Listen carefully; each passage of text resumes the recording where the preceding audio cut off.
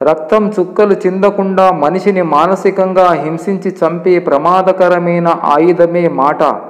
దానిని మూర్ఖుడు వాడిన తర్వాత ఆలోచిస్తాడు, తెలివైనవాడు ఆలోచించి మాట్లాడుతాడు. రుచిని నమ్ముకొని శరీరాన్ని పోషిస్తే ఆస్తులు అమ్ముకున్న ఆరోగ్యాన్ని తెచ్చుకోలేము, గుర్తుంచుకోండి. మనసులో ఒకరి మీద ప్రేమ పుట్టిన తర్వాత జీవితంలో ఎంతమంది వచ్చినా కళ్ళకు మాత్రమే నచ్చుతారు, కానీ మనసును మాత్రం తాకలేరు. కాస్త టైం ఇస్తే కాలమే అన్ని గాయాలను మాన్పుతుంది. ఆత్మ వినాశానికి దారి తీసే నరకద్వారములు 3 ఉన్నాయి: కామము, క్రోధము మరియు లోభము. కాబట్టి అందరూ వీటిని విడిచిపెట్టాలి. మనుషుల మధ్య దూరం పెంచేవి మాటలే, బంధాల మధ్య గోడలు కట్టేవి మాటలే. జాగ్రత్త. జీవితములో 3 విషయాలు ఎప్పుడూ దూరంగా చేసుకోకూడదు: ఇచ్చిన మాట, పెంచిన నమ్మకం, నమ్మిన వారి హృదయం.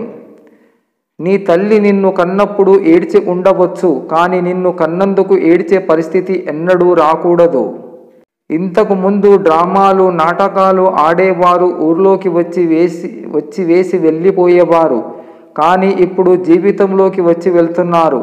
వారి మాట ఓ నటన, వారి నవ్వు ఓ నాటకం, వారు చేసే ప్రతిదీ ఓ డ్రామానే. ఇలాంటి వారి వల్లే మనుషులపై నమ్మకం, ప్రేమాభిమానం లేకుండా పోతున్నాయి. శరీరాన్ని అద్దంలో చూడవచ్చు, కానీ వ్యక్తిత్వాన్ని మాత్రం వారు చేసే పనుల్లోనే చూడగలం. నన్ను లేపుకెళ్ళిపో అంటుంది అమ్మాయి. నేను, నువ్వు, మా అమ్మ కలిసి లేచిపోదాం అంటాడు అబ్బాయి. అమ్మంటే అక్కడ బాధ్యత. బాల్యంలో బట్టలు, శరీరము మురికి, మనస్సు ప్రేమ స్వచ్ఛం. పెద్దయ్యాక బట్టలు, శరీరం స్వచ్ఛం, మనసు, ప్రేమ అంతా మురికిమయం. పగటికి సూర్యుడు, రాత్రికి చంద్రుడు ఉన్నట్లుగానే ప్రతి మనిషికి ఓ ప్రాణ స్నేహితుడు ఉండాలి. అప్పుడే ఒక రోజు నిండుతుంది, ఒక జీవితం నిండుతుంది. జీవితంలో విచిత్రమైన పరిస్థితి ఏమిటంటే, నీవు ఒంటరిగా పోరాటం చేస్తూ గెలవడానికి ప్రయత్నం చేస్తుంటే నీ చుట్టూ ఉన్న అందరూ ప్రేక్షక పాత్ర వహిస్తారు. నువ్వు గెలిస్తే చుట్టూ చేరుతారు, నువ్వు ఓడితే సినిమాల్లో చివరకు క్లాస్ పీకే ఆర్టిస్టులాగా నీకు నీతులు చెబుతారు, కానీ ఏ ఒక్కరు నీకు సహాయం చేయలేరు.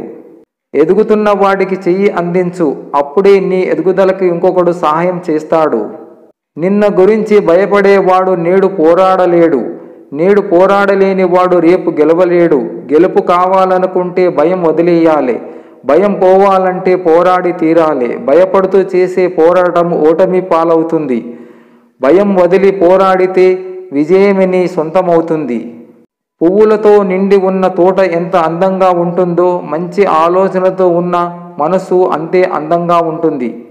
ఒకవైపు నీకో సమస్య ఉందని చెప్పుకుంటే నిన్ను చిన్న చూపు చూస్తే నీ వీక్నెస్ ఆధారంగా నిన్ను వాడుకోవాలనే మనసులున్న సమాజం అన్నది. రెండో వైపు మంచితనంతో సహాయం చేస్తే సమస్య తీరాక చేసిన సహాయాన్ని చిన్నదిగా చూసే మనసులున్న సమాజం మనది. జన్మనిచ్చిన తల్లి గొప్పదా, జీవితాన్ని పంచుకున్న భార్య గొప్పదా? మీరే ఆలోచించండి.